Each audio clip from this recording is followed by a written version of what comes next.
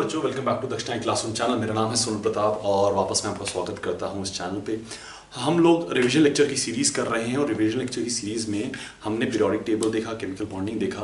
अब जो हम करने वाले हैं वो एस ब्लॉक करने वाले हैं और एस ब्लॉक एक इंपॉर्टेंट चैप्टर है with regards to mains and also NEET. ठीक है, आपका जो एडवांस है उसमें कभी कभी क्वेश्चन बन जाता है, दैट टू मल्टीपल चॉइस में, मल्टीपल करेक्ट में, बट कम ही बनते हैं। ठीक है, बट मेंस के लिए बहुत इंपॉर्टेंट, नीट के लिए बहुत इंपॉर्टेंट। ठीक है, एडवांस के लिए यस, बिकॉज एडवांस में बहुत वास्टनेस आ जाती है, बहुत सारे डिफरेंट जगह से क्वेश्चन बन सकते हैं, तो इनसे भी क्वेश्चन बन सकता है।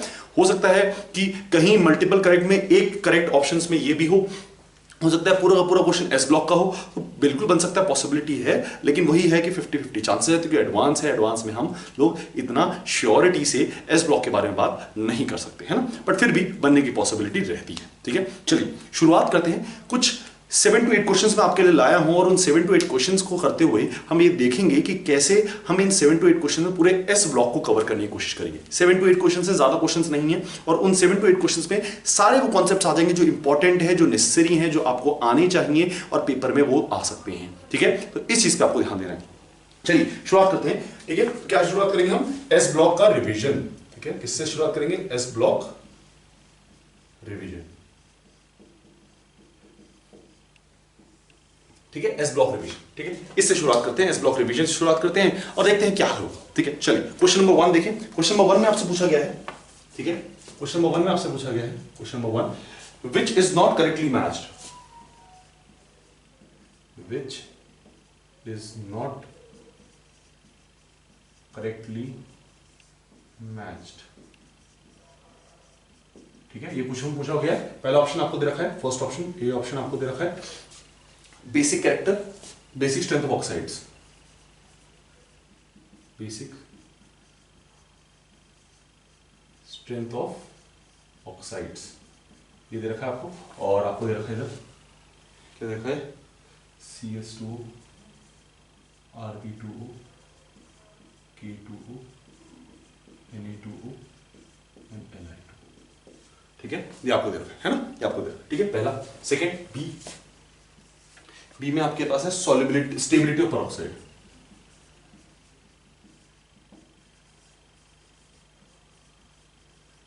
पेरोक्साइड, और इसमें आपके पास Na2O2, K2O2, Rb2O2, CS2O2। ठीक है, थर्ड सी आपके पास है स्टेबिलिटी ऑफ बाइकार्बोनेट,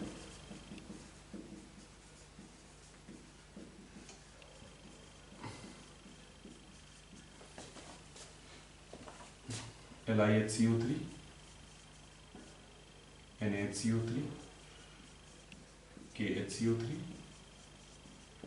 RbHCO3, है ना, ये आपके पास। और लास्ट आपके पास D, melting point, melting point.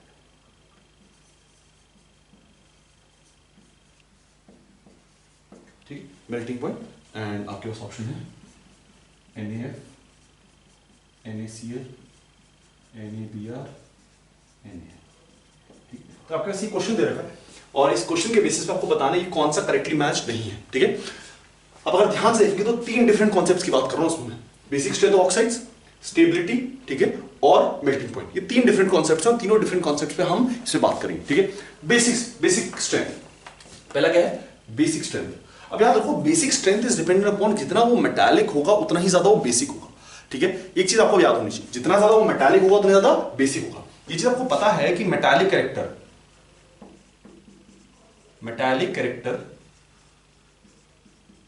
Across the period, metallic character across the period decrease होता है। तो जो ऑक्साइड्स ऑफ फ्लोरीन है या आपके पास नाइट्रोजन है या आपके पास कार्बन है, वो यूजुअली क्या होते हैं? वो एसिडिक होते हैं। सल्फर के ऑक्साइड्स क्या होते हैं? एसिडिक होते हैं। ठीक है, तो क्योंकि मेटालिक कैरेक्टर डिक्रीज कर रहा है across the period, metallic character क्या कर रहा है? डिक्रीज कर रहा है अक्रॉस द पीरियड, तो आपका जो ऑक्साइड है उसका नीचे कैसा होता जाएगा? एसिडिक होता जाएगा। डाउन द ग्रुप जाते समय मेटालिक कैरेक्टर क्या करता है? इंक्रीज करता है। डाउन द ग्रुप जाते समय मेटालिक कैरेक्टर क्या करता है? इंक्रीज। अब अगर डाउन द ग्रुप जाते समय मेटालिक कैरेक्टर इंक्रीज कर रहा है तो ऑक्साइड का नेचर क्या हो जाएगा? बेसिक। ऑक्साइड का नेचर क्या हो जाएगा? बेसिक। तो basic nature of oxide increases कब? Down the group. Basic nature of oxide increases down the group. क्यों? क्योंकि बेटा ध्यान समझो कि जितना ज्यादा मेटालिक होगा उतना ही ज्यादा बेसिक होगा, ठीक है, उतना ही ज्यादा बेसिक होगा। तो metallic nature down the group क्या करता है? इंक्रीज करता है। अब इसने क्या बोला है? Not correctly match. तो क्या ये करेक्ट है?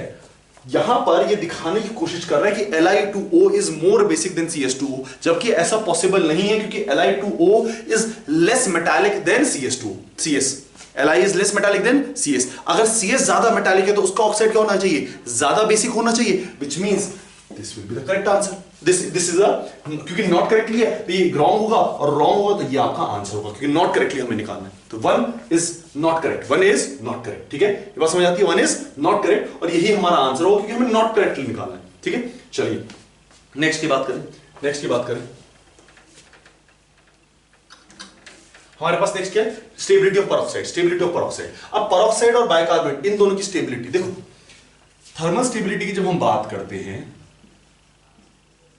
थर्मल स्टेबिलिटी की जब हम बात करते हैं तो thermal stability can be defined on two basis. दो बेसिस पे डिफाइन की जाती है थर्मल स्टेबिलिटी, कि अगर आपका एनायन सेम है, कि अगर आपका एनायन सेम है, द एनायन इज सेम, ठीक है, अगर एनायन सेम है, कैटायन वेरी कर रहा है, एनायन सेम है, जैसे इस केस में कैटायन वेरी कर रहा है, एनायन सेम है, ठीक है। तो अगर आपके पास मोनो एटॉमिक है, क्या है?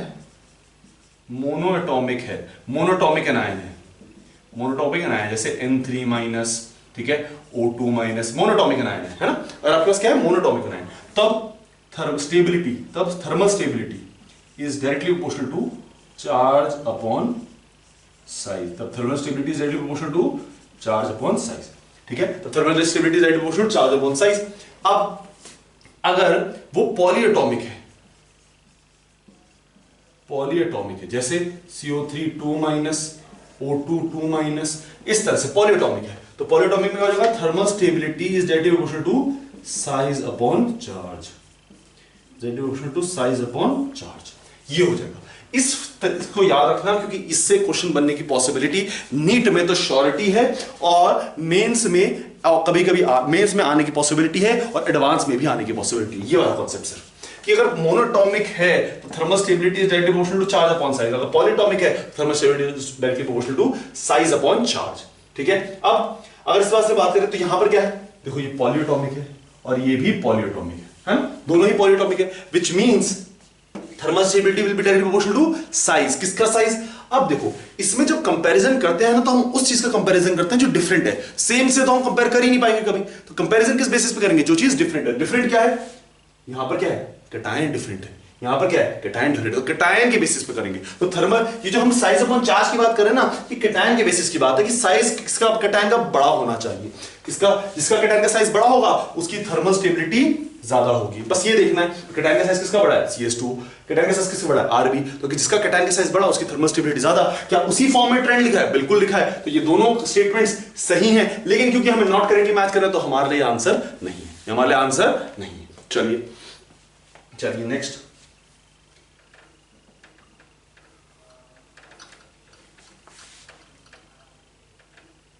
Last melting point. Melting point की बात करेंगे, है ना, मेल्टिंग पॉइंट।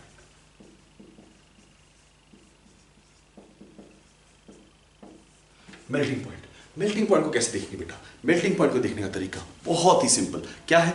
आप कितना ज्यादा पोलराइज कर सकते हैं। अब ध्यान से देखो, यहां पर ये पोलराइज कर ही नहीं पाएगा, और बाकी हर जगह पे वो पोलराइज कर रहा है। जब जितना ज्यादा पोलराइज करेगा उतना ही मेल्टिंग पॉइंट क्या होता है? उतना ही आयनिक कैरेक्टर कम होगा, उतना ही मेल्टिंग पॉइंट भी कम होगा। एक तो ये तरीका हो गया। दूसरा, मेल्टिंग पॉइंट को लैटिस एनर्जी से भी देख सकते हो। Lattice energy directly proportional to charge upon size, ठीक है।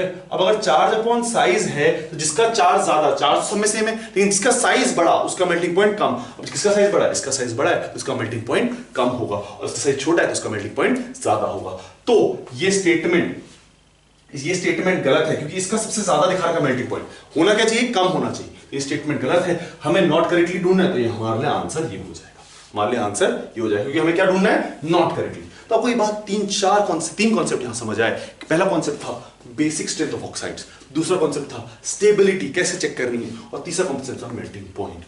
कि तीन कॉन्सेप्ट जो हैं ये बहुत ही इंपॉर्टेंट कॉन्सेप्ट्स हैं, रेगुलरली इनसे क्वेश्चन पूछे जाते हैं और रेगुलरली इनसे मतलब कई बार इनसे सिमिलर टाइप्स के क्वेश्चंस बन चुके हैं। तो इन तीन कॉन्सेप्ट्स पे ध्यान देना है। पहला कॉन्सेप्ट कौन सा, बेसिक स्ट्रेंथ ऑफ ऑक्साइड्स, दूसरा कॉन्सेप्ट कौन सा, स्टेबिलिटी, और तीसरा कॉन्सेप्ट कौन सा, melting point, thermal stability and melting point. ये तीन कॉन्सेप्ट्स हैं, तीनों कॉन्सेप्ट्स को ध्यान में रखो। बेसिक स्ट्रेंथ ऑफ ऑक्साइड में क्या बोला, जितना ज्यादा मेटालिक कैरेक्टर उतना ही ज्यादा बेसिक स्ट्रेंथ, ठीक है। थर्मल स्टेबिलिटी में क्या बोला कि अगर आपके पास मोनोएटॉमिक एनायन है then thermal stability is directly proportional to charge upon size, and अगर पॉलीटॉमिक है तो साइज अपॉन चार्ज। और मेल्टिंग पॉइंट में क्या बोला, आप पोलराइजेशन के बेसिस पे भी कर सकते हो और लैटिस एनर्जी के बेसिस पे कर सकते हो। चलिए आगे बढ़े, है ना। नेक्स्ट क्वेश्चन देखिए।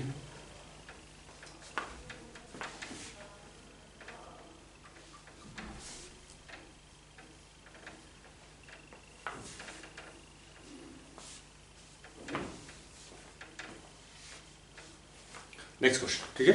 नेक्स्ट क्वेश्चन क्या है हमारे पास, देखो नेक्स्ट क्वेश्चन आ गया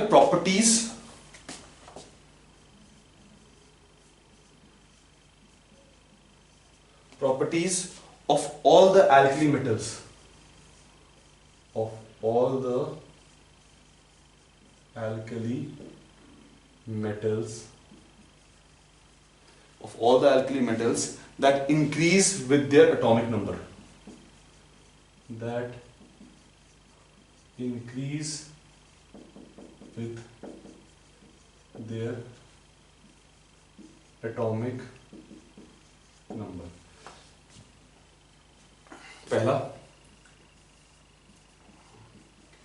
solubility of hydroxide, दूसरा क्या है आपके पास, thermal stability of the carbonates, stability of carbonates, तीसरा सॉफ्टनेस, एंड चौथा हाइड्रेशन एनर्जी।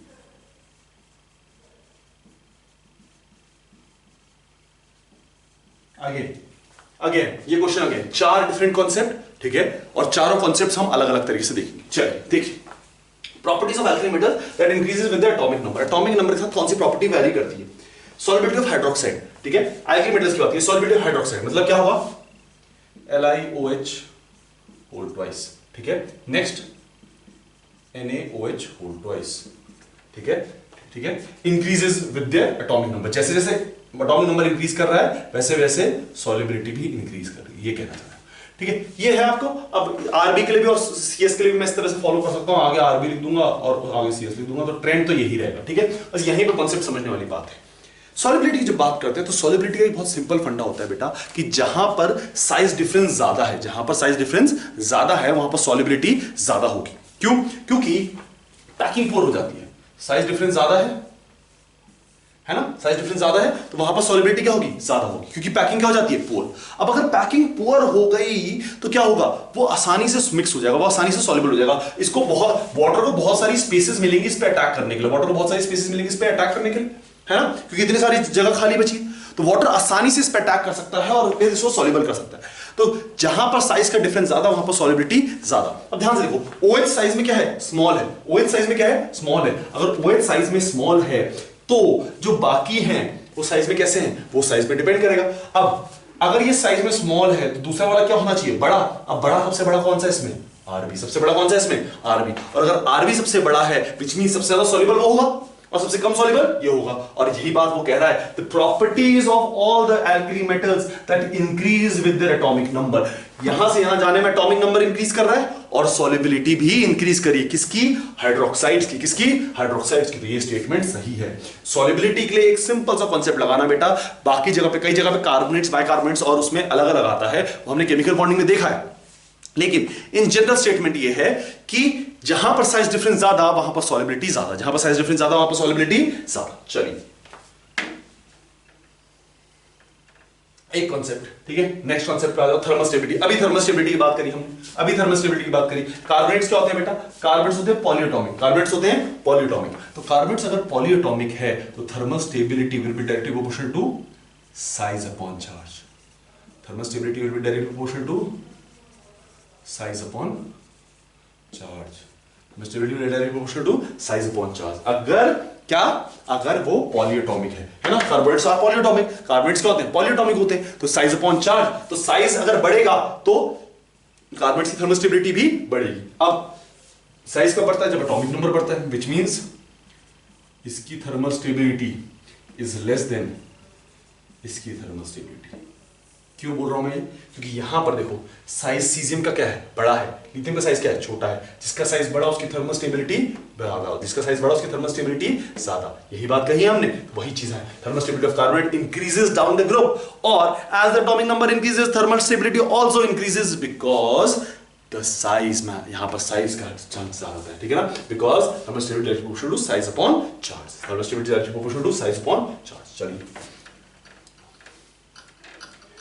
नेक्स्ट, सॉफ्टनेस, ठीक है, तो ये भी सही है हमारा। सॉफ्टनेस, सॉफ्टनेस की बात करें, साइज अगर बढ़ जाएगा तो बॉन्डिंग वीक हो जाएगी, बॉन्डिंग वीक हो जाएगी तो तोड़ना आसान हो जाएगा, तो सॉफ्टनेस क्या हो जाएगी, ऑटोमेटिकली बढ़ जाएगी। साइज अगर एटॉमिक नंबर बढ़ा तो साइज भी क्या होगा, बढ़ेगा। अगर एटॉमिक नंबर बढ़ा, अगर एटॉमिक नंबर बढ़ा तो साइज भी क्या होगा, बढ़ेगा। और अगर एटॉमिक नंबर बढ़ा तो साइज भी बढ़ा, साइज बढ़ा तो बॉन्ड स्ट्रेंथ क्या हो गई, कम, और बॉन्ड स्ट्रेंथ कम हो गई तो सॉफ्टनेस क्या हो जाएगी बेटा, सॉफ्टनेस क्या हो जाएगी, बढ़ जाएगी। सॉफ्टनेस क्या हो जाएगी, बढ़ जाएगी। सिंपल है ना, सिंपल सा ट्रेंड है, ठीक है। तो आपको बस देखना है एटॉमिक नंबर बढ़ रहा है तो एटॉमिक नंबर बढ़ रहा है तो सॉफ्टनेस भी बढ़ रही है, सॉफ्टनेस भी बढ़ रही है। चलिए ये भी सही। Last, hydration energy. Hydration energy को देखो, ठीक है। हाइड्रेशन एनर्जी क्या होता है, देखना समझना। Hydration energy is directly proportional to charge upon size.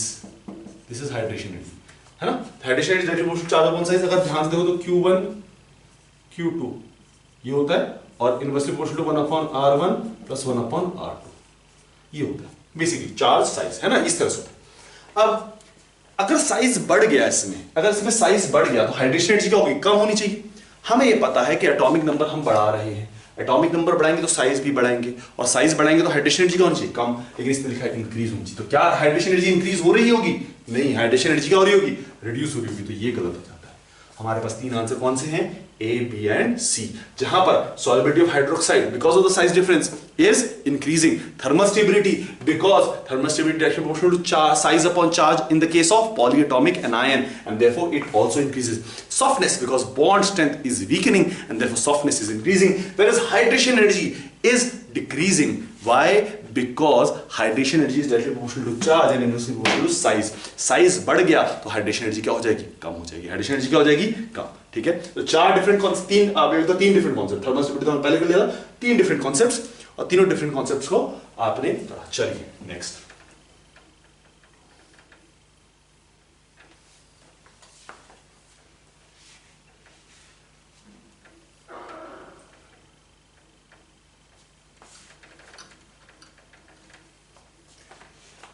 Next question, alkaline earth metal nitrates, alkaline earth metal nitrates on heating decomposes to give, on heating decomposes to give a. First option आपके पास M जो है यहां पर alkali earth metals को represent कर रहा है, B MO N2 and O2, C MO M O2 and O2 and D MO and NO2।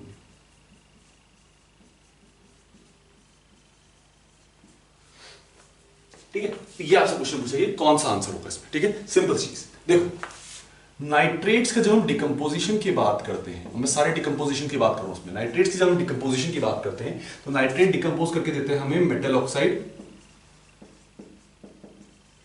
Plus NO2, ठीक है। Metal oxide plus NO2, O2 भी दे सकते हैं, है ना, साथ में O2 भी आ जाता है, कोई दिक्कत वाली बात नहीं, कभी कभी O2 भी आता है, बट ठीक है, कोई नेसेसरी नहीं है, इंपॉर्टेंट आपके लिए।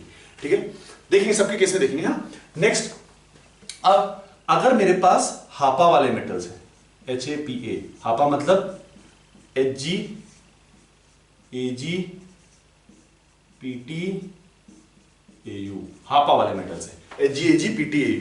तो इसके नाइट्रेट्स जब डिकम्पोज करेंगे तो हमें देंगे मेटल ऑक्साइड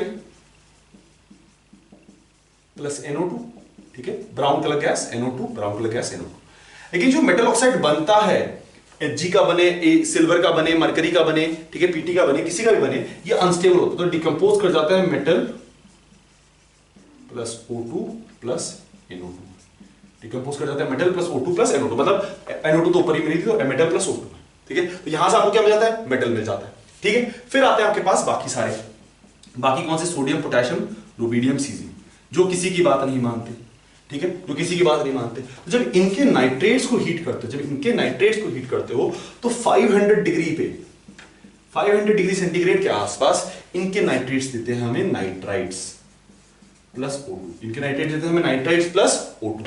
और 800 डिग्री सेंटीग्रेड पे, 800 डिग्री सेंटीग्रेड पे देते हैं हमें ये oxide plus N2 plus O2, ठीक है, oxide plus N2 plus O2। तो सिर्फ सोडियम, पोटेशियम, रुबिडियम, सीजियम के ऑक्साइड ऐसे करते हैं, बाकी सारे ऑक्साइड्स इस तरह से वेरी करते हैं। अब यहां पर पूछा गया एल्कली अर्थ मेटल्स, तो एल्कली अर्थ मेटल्स सेकंड वाला, व्हिच मींस वो इन नाइट्रेट्स में आएगा, वो इन नाइट्रेट्स में आएगा। तो ये नाइट्रेट्स क्या देते हैं, metal oxide plus NO2 plus O2। तो सीधी सीधी बात है, N2 वाला कैंसिल हो जाता है, NO2 वाला कैंसिल हो जाता है ना, N2 वाला कैंसिल हो जाता है, NO2 वाला कैंसिल हो जाता है। अब मेटल नाइट्रेट्स को देख लेते हैं। आपके पास नाइट्रेट्स क्या है, मान लेते हैं आपके पास CaNO3 होल ट्वाइस है, इसको डिकम्पोज करो, डिकम्पोज करो तो क्या बनेगा, कैल्शियम ऑक्साइड प्लस NO2, ये बना है ना, 2NO2, चलिए, है ना, क्या बच गया। अब अगर ध्यान से देखो तो आपके पास एक ऑक्सीजन बच गया, तो क्या हो जाएगा, हाफ O2, तो ऑक्सीजन ही प्रोड्यूस हो रहा है, तो क्या आंसर होगा आपका, सी वाला। आंसर क्या होगा आपका, सी वाला, ठीक है। तो इस तरह से आप इनके डिकम्पोजिशन को देख सकते हैं, इस तरह से आप इनके डिकम्पोजिशन को क्या कर सकते हैं, देख सकते हैं कि नाइट्रेट्स जो होंगे वो metal oxide plus NO2 plus O2 देंगे, ठीक है, लेकिन हापा वाले क्या करेंगे, वो मेटल भी दे देंगे साथ में, ठीक है, NO2 गैस तो निकल ही रही है, साथ में मेटल भी निकली है। और जो ये बाकी सारे NA के RBCS वाले, ये 500 डिग्री पे नाइट्राइट देते हैं और 800 डिग्री पे ऑक्साइड देते हैं, लेकिन ऑक्साइड के साथ ये N2 गैस निकाल रहे हैं और 500 डिग्री पे नाइट्राइट दे रहे हैं, ठीक है, ये चीज आप देखिए। अब इसी से रिलेटेड हम कार्बोनेट्स की बात भी कर लेते हैं एक बार, है ना, जो कि जरूरी है।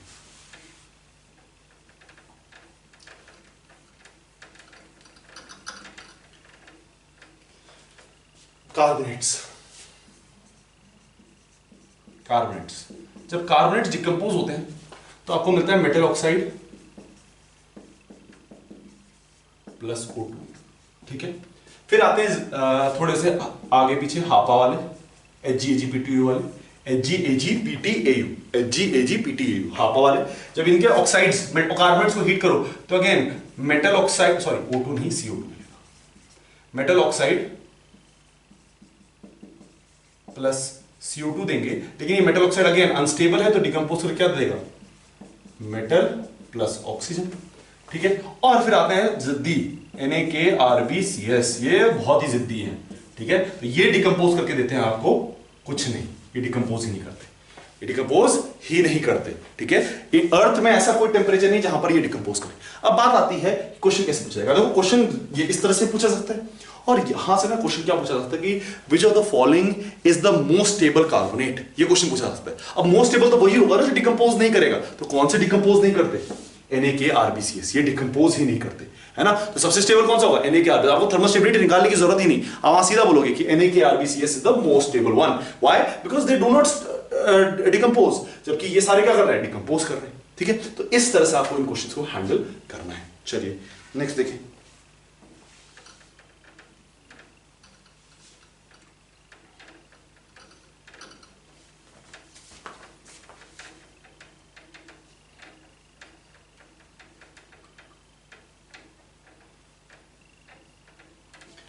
नेक्स्ट क्वेश्चन क्या है, नेक्स्ट क्वेश्चन देखते हैं हम। नेक्स्ट क्वेश्चन, चलिए क्वेश्चन नंबर 3 हो गया ना, क्वेश्चन नंबर 4। मैंने बोला आपको 7 क्वेश्चंस में ऑलमोस्ट सारी चीजें मैं करवा दूंगा, ठीक है। देखो, विच ऑफ the following statement is not true about, विच ऑफ the following statement is not true about the dilute solution of alkali metals. The dilute solutions of alkali metals in liquid ammonia.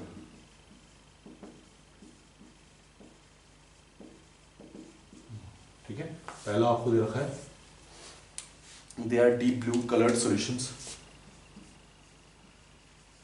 They are deep blue colored solution. B क्या है आपके पास? They are highly conducting in nature. They are highly conducting in nature. C क्या है आपका पास? They are diamagnetic in nature. They are diamagnetic in nature. And D क्या है आपके पास? Ammoniated cations and anions are formed in solution. Ammoniated cations and anions are formed in solution.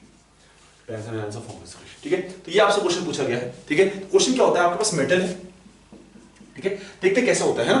तो metal है आपके पास, और मेटल जब लिक्विड अमोनिया के साथ रिएक्ट करता है, ठीक है, तो एक चीज तो याद रखो, ये बर्च रिडक्शन में यूज होता है. ठीक है, लिथियम NH3 लिक्विड अमोनिया है ना, तो कहां यूज होता है? बर्च रिडक्शन में. ठीक है, वेरी इंपॉर्टेंट रिड्यूसिंग एजेंट. तो जब ये रिएक्ट करता है तो क्या करता है?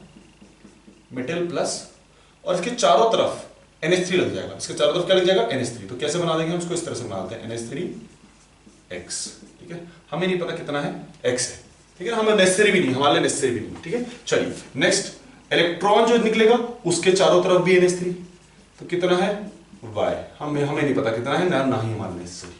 ठीक है, अब इस सॉल्यूशन की खास बात क्या है कि अगर ये डाइल्यूट सॉल्यूशन है, तो ये क्या होता है? ये पैरामैग्नेटिक होता है. अब वो तो तुम्हें दिख ही रहा होगा, इलेक्ट्रॉन छूट रहा है.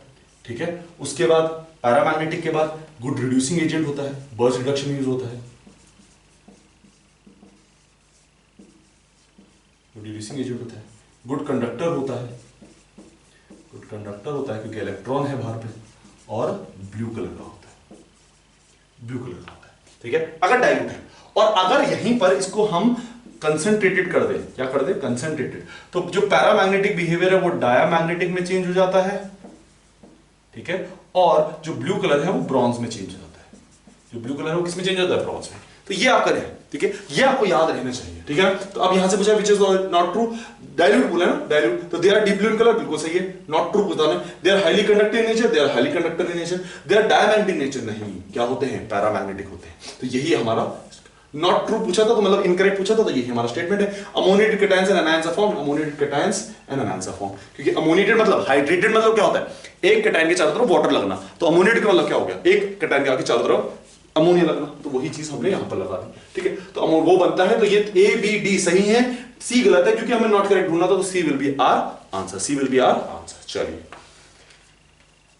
ठीक है, तो ये बहुत इंपॉर्टेंट है. इससे कई बार क्वेश्चन पूछ लिया जाता है, डायरेक्ट क्वेश्चन पूछ लिया जाता है, कभी एडवांस में आते हैं ऐसे बेकार से क्वेश्चन. तो ऐसे बेकार से क्वेश्चन को मिस नहीं करना है. इंपॉर्टेंट क्वेश्चन है, नेसेसरी, मतलब पता होने चाहिए. बहुत सिंपल क्वेश्चन है, और ऐसे क्वेश्चन में गलती करोगे तो फिर जो डिफिकल्ट क्वेश्चन है ना, वो तो वैसे ही मारेंगे. ठीक है, तो आपको ये चीज ध्यान.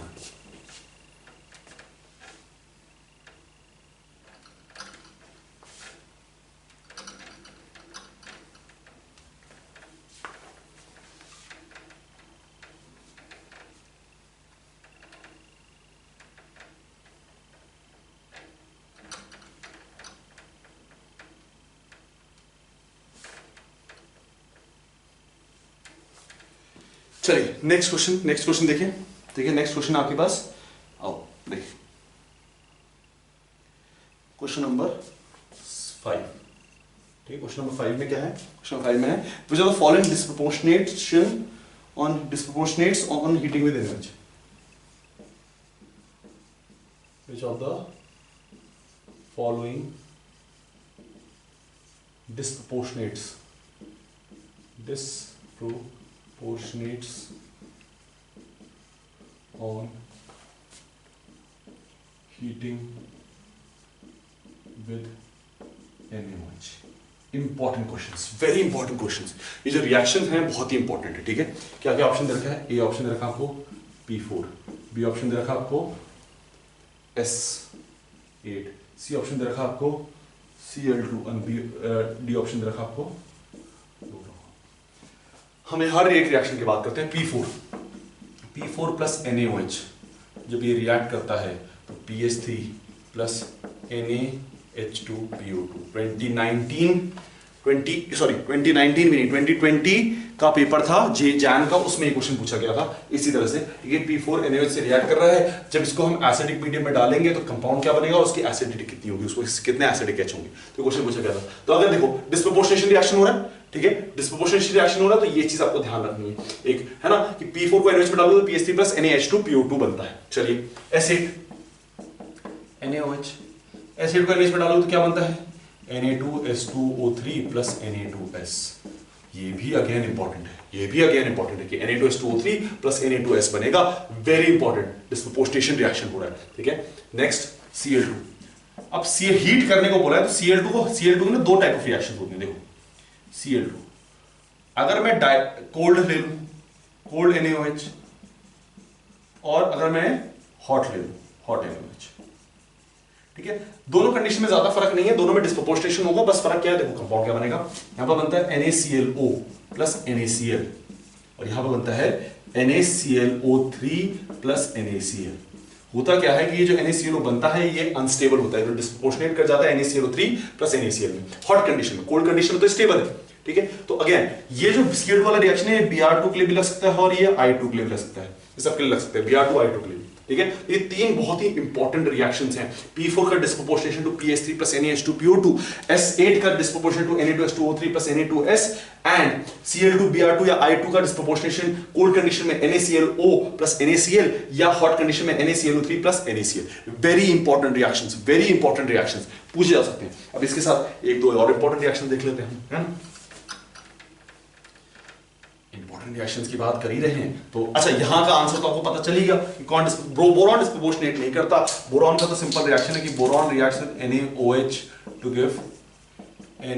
देखो बोरॉन खुद को ऑक्सीडाइज करेगा, किसी को रिड्यूस करेगा, तो किसको रिड्यूस करेगा, हाइड्रोजन को रिड्यूस करेगा। तो हाइड्रोजन को रिड्यूस करके क्या बना देगा, हाइड्रोजन गैस, और यहां पर बना देगा Na3BO3 plus H2 gas, Na3BO3 plus H2 gas. तो यहां पर डिस्प्रोपोर्शनेशन नहीं होता है, ठीक है। चलिए तो आंसर क्या है इसका, ये और ये तीनों ABC, ठीक है। अब यहां पर मैं दो तीन इंपॉर्टेंट रिएक्शन करवा रहा हूं। एक एल्यूमिनियम का साथ रिएक्शन, अगर आप डाइल्यूट फॉर्म में लेते हो NaOH और अगर आप कंसंट्रेटेड फॉर्म में लेते हो NaOH, ठीक है। डाइल्यूट फॉर्म में बनाता है NaAlO2, ठीक है, और कंसंट्रेटेड फॉर्म में बनाता है Na3AlO3। याद कैसे रखोगे, अगर कंसंट्रेटेड तो सोडियम ज्यादा होगा तो Na3 लग जाएगा, अगर डाइल्यूट है तो सोडियम कम होगा तो NaAlO2 लग जाएगा। कभी कभी ऐसा ना लिख के ये लिख देते हैं, एग्जामिनेशन में आ जाता है AlH2O होल ट्वाइस OH4, ये आ जाता है, ठीक है। या फिर कभी कभी इसको इस तरह से लिख लेते हैं। देखो बात एक ही है, उन्होंने क्या किया मैं बता देता हूं, उन्होंने क्या किया, इसमें से मैक्सिमम अमाउंट ऑफ वाटर निकाल दिया, तो ये ऐसा कंपाउंड बनेगा। इसमें से मैक्सिमम अमाउंट ऑफ वाटर निकालोगे तो ये बनेगा, ठीक है। तो इस तरह से उन्होंने किया है, sorry maximum amount of OH निकालोगे तो आपको ये मिल जाएगा, ठीक है, जितने OH है पॉसिबल, ठीक है, और यहां से निकालोगे तो आपको इस तरह से मिल जाएगा, ठीक है। तो ये क्वेश्चंस मतलब ये ना बहुत ही आपको ये चीज समझनी पड़ेगी बात को, कि यहां पर जो क्वेश्चंस दे रखे हैं, ये जो दे रखा है, ठीक है, ये इस तरह से फ्रेम्ड है कि आपके पास सॉरी यहां पर OH कंसंट्रेशन ज्यादा है, सॉरी गलती, OH46, ठीक है, और यहां पर आपके पास होगा 2 मिनट, हाँ ठीक है, ऊपर वाला ठीक है, नीचे वाले में OH आंसर है। तो आपको क्या निकालना है, मैक्सिमम अमाउंट ऑफ H2 निकालना है, मैक्सिमम अमाउंट ऑफ H2। जब मैक्सिमम अमाउंट ऑफ H2 से निकालोगे तो NaAlO2 बनेगा, और जब इससे मैक्सिमम अमाउंट ऑफ H2 निकालोगे तो NaAlO2 बनेगा, ठीक है, Na3AlO3 बनेगा। तो ये चीज ध्यान रखना कि एल्यूमिनियम डाइल्यूट कंडीशन में NaAlO2, याद रखने का तरीका क्या है, Na होना चाहिए, एक Na, और यहां पर यार Na3Na, एल्यूमिनियम की ऑक्सीडेशन स्टेट दोनों में +3 है, ठीक है। यहां पर क्योंकि OH की कंसंट्रेशन ज्यादा है, कंसंट्रेटेडली है तो OH लगे, यहां पर क्योंकि डाइल्यूट है तो OH तो लगे हैं लेकिन साथ में वाटर भी लगा है, ठीक है। चलिए F2 का रिएक्शन NaOH के साथ क्या बनता है कोल्ड कंडीशन में, आपके पास NaF प्लस O2, ठीक है। और डाइल्यूट कंडीशन में, सॉरी हॉट कंडीशन में, कोल्ड कंडीशन में और हॉट कंडीशन में आपके पास बनता है NaF प्लस O2। ये चीज अनस्टेबल होती है, O2 इज वेरी अनस्टेबल, तो वो क्या करता है डिकम्पोज करके क्या बनाता है F2 बनाता है, O2 बनाता है, ठीक है। ये अगेन इंपॉर्टेंट रिएक्शन है। एक NaOH का रिएक्शन है वो देख लो, ठीक है। सिंपल, कार्बन ऑक्सीडाइज करेगा Na2CO3, यहां पर कोई ज्यादा दिक्कत वाली बात नहीं, H2 गैस रिलीज होती है, लेकिन carbon is a very strong reducing agent. Metallurgy में आप लोगों ने पढ़ा होगा, it is a very strong reducing agent. Carbon क्या करता है थोड़े से सोडियम को भी रिड्यूस कर देता है, और यहां पर हमें H2 के साथ Na भी मिल जाता है। कभी कभी क्वेश्चन में पूछ लिया जाएगा कि out of the following when NaOH reacts with which of the following compounds will give you sodium, तो सोडियम कौन सा देगा, कार्बन। ये तीन बहुत ही इंपॉर्टेंट रिएक्शंस हैं, कंटिन्यूअसली पूछे जाते हैं, रेगुलरली पूछे जाते हैं क्वेश्चंस, ये तीनों, ठीक है। कभी इनसे पूछ लेंगे, कभी कंपाउंड रिएक्शन से पूछ लेंगे, तो बहुत ही इंपॉर्टेंट है। जो 3 पहले लिखा है और 3 अभी लिखा है, 6 रिएक्शंस लिखवाए हैं, 6 के 6 रिएक्शंस बहुत ही इंपॉर्टेंट हैं, बहुत जरूरी हैं, इनको ध्यान से पढ़ना है, इनको याद रखना है, क्योंकि इन्हीं से क्वेश्चंस या रिएक्शंस बनने की पॉसिबिलिटी हमेशा रहती है, ठीक है। चलिए अब आगे बढ़ते हैं।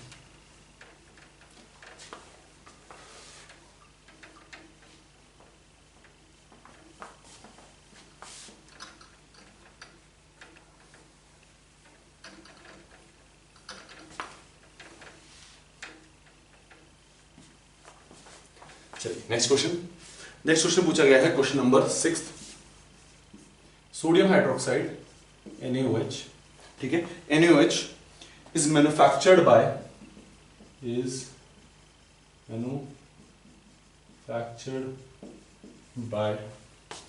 The electrolysis of brine solution, the electrolysis of brine solution. The reaction byproducts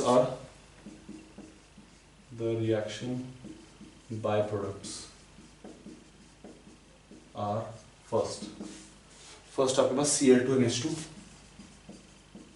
second आपके पास Cl2 and NaHg, ठीक है। थर्ड आपके पास Cl2 and NaCl, फोर्थ आपके पास Cl2 and O2, ठीक है। इस मेथड को बोलते हैं हम कास्टर केल्नर मेथड। क्या बोलते हैं हम, कास्टर केल्नर, ठीक है। Castner Kellner method, caster Kellner method में क्या होता है बेटा, कास्टर केल्नर मेथड में आपके पास क्या होता है कि आपको क्या मिलता है, कास्टर केल्नर मेथड में आपको मिलता है, आपके पास होता है इलेक्ट्रोलाइटिक मेथड है, तो इसमें आप जो कैथोड है उस पे लेते हो मरकरी, जो एनोड है उस पे लेते हो आप यूजुअली कार्बन लेते हो या फिर ग्रेफाइट लेते हो, है ना, कार्बन या फिर ग्रेफाइट, ठीक है। और इलेक्ट्रोलाइट तो ये बता दिया, brine solution, what is brine solution, brine solution is NaCl in water, ठीक है, ठीक है।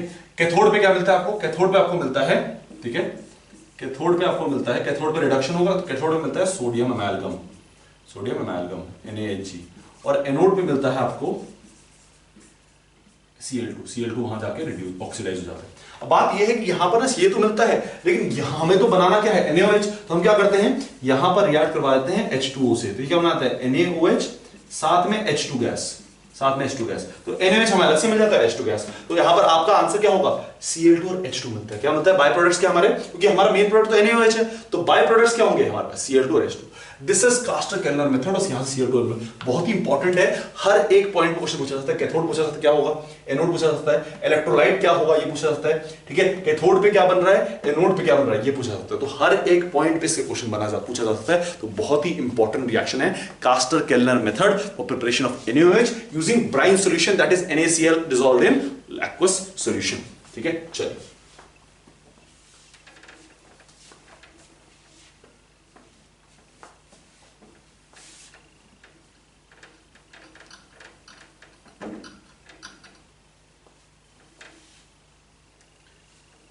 नेक्स्ट, इसमें एक और मेथड आता है, वो आता है Solvay ammonia process, Solvay ammonia process, ठीक है, that is used for preparation of sodium carbonate. इसकी प्रिपरेशन के लिए यूज किया जाता है। सोडियम कार्बोनेट, सोडियम बाइकार्बोनेट दोनों ही बन सकते हैं, तो दोनों की प्रिपरेशन के लिए यूज किया जाता है। इसमें हम यूज करते हैं, आपके पास initially NH3 plus H2O plus CO2, ठीक है, और हम बनाते हैं NH4 CO3, ठीक है। उसके बाद फिर हम इसको पानी और CO2 में और डालते हैं, तो ये बनाता है NH4 whole twice HCO3, NH4 HCO3, sorry, whole twice HCO3, तो बाइकार्बोनेट बनता है। बाइकार्बोनेट का रिएक्शन हम करवाते हैं NaCl से, ये बनाता है NH4Cl प्लस NaHCO3, और NaHCO3 को जब हम हीट कर देंगे तो हमें मिल जाएगा सोडियम कार्बोनेट, ठीक है। तो solvable ammonia process is also important, कि क्या हम यूज करते हैं, कैसे हम रिएक्शन करवाते हैं, वेरी इंपॉर्टेंट रिएक्शन, ठीक है। तो ये भी याद रखना कि कार्बोनेट और बाइकार्बोनेट की प्रिपरेशन के, वैसे कार्बोनेट की प्रिपरेशन के हम सॉल्वेबल अमोनिया प्रोसेस को यूज करते हैं। चलिए नेक्स्ट क्वेश्चन है ना, A reacts with H2O to give B, ठीक है, and C. B क्या है? कंबस्टिबल गैस है, कंबस्टिबल गैस, एंड C क्या है? C का सॉल्यूशन बन गया, कोई ज्यादा खास है नहीं उसके बाद, ठीक है। Next D reacts with C to give again B again देता है, और D जो है वो अगेन H2SO4 के साथ जब रिएक्ट करेगा डाइल्यूट फॉर्म में तो भी B देगा, ठीक है। अच्छा, एक खास बात ये कही गई है कि जो A है ये फ्लेम टेस्ट में गोल्डन येलो कलर देता है, ये, लेकिन ये लास्ट लाइन होगी, याद रखना, इतना बड़ा पैराग्राफ होगा और ये लास्ट लाइन लिखा होगा फ्लेम टेस्ट में गोल्डन येलो देता है, यहीं से आंसर निकल जाना चाहिए। ऑप्शन देखो, ऑप्शन क्या दिया है, देखो ए ऑप्शन दिया आपको KH2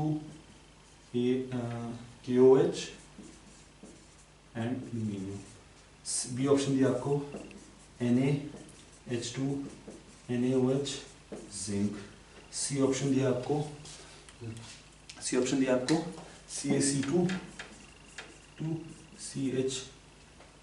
C2H2, ठीक है, COH whole thrice, CaOH whole twice और Fe, और डी ऑप्शन दिया है आपको, ठीक है, डी ऑप्शन दिया आपको CaH2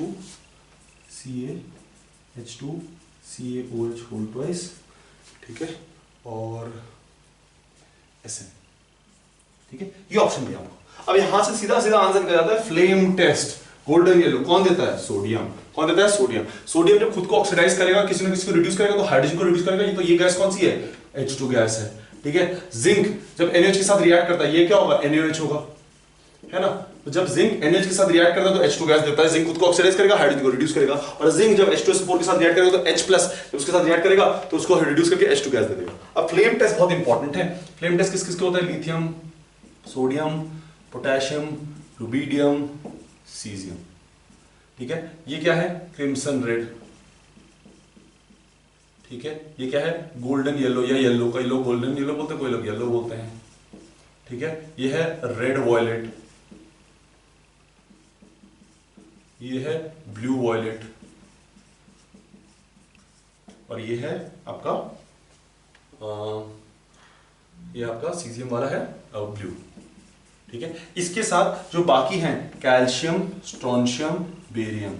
कैल्शियम की ब्रिक रेड होता है, स्ट्रोंशियम इज क्रिम्सन रेड, और बेरियम बैंगलोर के एप्पल ग्रीन। तो दीज आर द कलर्स जो आपको याद होने चाहिए। इनके बेसिस पे कई बार क्या करेंगे, इतना बड़ा पैराग्राफ देंगे और आखिरी में लिख देंगे कि ये स्पेसिफिक फ्लेम टेस्ट है, तो फ्लेम टेस्ट से डायरेक्टली आप इसको आइडेंटिफाई कर सकते हो। तो ये जो कितने 1 2 3 4 5 6 7 8 फ्लेम टेस्ट हैं, ये आपको याद होने चाहिए कि आपके लिए आसान हो जाता है। इतना बड़ा पैराग्राफ है, आखिरी में लिख दिया कि गोल्डन येलो कलर है, तो आपको सीधा पता चलिए सोडियम है, तो ऑप्शन में देखो कहां सोडियम है, और उसके बाद तो आसान हो जाएगा आपके लिए, ठीक है। तो इस चीज का आपको ध्यान रखना है कि बहुत ही इंपॉर्टेंट है ये, ठीक है। चलिए अब एक लास्ट चीज जो हम करना चाह रहे हैं, ठीक है, एक दो चीजें एक्स्ट्रा जो मैं बता रहा हूं वो ध्यान से सुनो, ठीक है। जो चीजें मैं एक्स्ट्रा बता रहा हूं वो ध्यान से सुनो।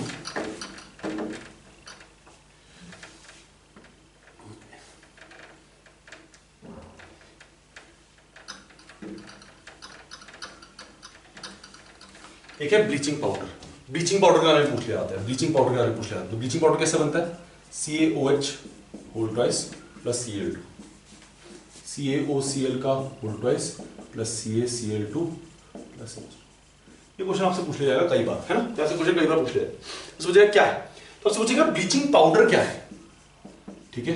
एक्चुअली ब्लीचिंग पाउडर जो है ना वो इन सब का मिक्सचर है। ब्लीचिंग पाउडर को कभी सेपरेट नहीं करते। ब्लीचिंग पाउडर क्या करते हैं, स्लेक लाइन पर Cl2 डालते हैं और ये मिक्सचर बनाते हैं। ब्लीचिंग पाउडर को सेपरेट नहीं करते। तो एक्चुअल में ब्लीचिंग पाउडर का फॉर्मूला होता है CaOCl का whole twice dot CaCl2 dot Cl2 dot CaOH whole twice.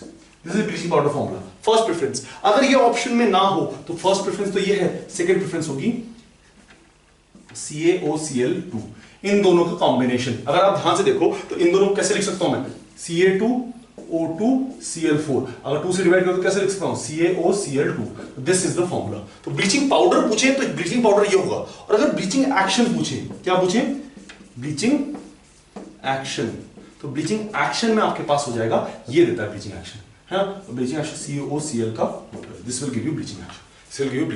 Bleaching action तो ये देता है, ब्लीचिंग पाउडर का फॉर्मूला ये है। तो इन दो बातों का आपको ध्यान रखना है, क्योंकि इसी पे कई बार वो कंफ्यूज कर देते हैं, है ना? ठीक है। इसके बाद इसके अलावा एक POP है, प्लास्टर ऑफ पेरिस, उससे भी रिलेटेड कभी कभी क्वेश्चन आ जाता है, ठीक है। CaSO4.2H2O, उसको हीट करोगे तो क्या बनेगा, CaSO4.12H2O, उसको हीट करोगे तो क्या बनेगा, CaSO4 डेड बर्न प्लास्टर। तो उससे क्वेश्चन बनने की पॉसिबिलिटी हो सकती है टेम्परेचर बेस पे, ठीक है। तो यही है इस ब्लॉक में है बेटा, इससे ज्यादा इंपॉर्टेंट रिएक्शंस नहीं है इस ब्लॉक में। हाँ, अगर आपने ये कर लिया तो बाकी रिएक्शन ना बहुत ही कम है और आप बहुत आसानी से उनको कर सकते हो, ठीक है। यूजुअली प्रॉपर्टी बेस्ड क्वेश्चन आते हैं, रिएक्शन बेस्ड, वो जो 6 रिएक्शंस मैंने आपको लिखवाए हैं उन्हीं से बेस्ड यूजुअली क्वेश्चंस आएंगे, ठीक है। तो अगर आप ध्यान से करते हो तो इस ब्लॉक में गलती होने की पॉसिबिलिटी बहुत कम है, ठीक है। तो बस इस ब्लॉक के रिवीजन में इतना ही। अब आपसे मिलते हैं किसी और रिवीजन लेक्चर के साथ, तब तक पढ़ते रहो, मेहनत करते रहो। आपसे मिलते हैं नेक्स्ट लेक्चर में।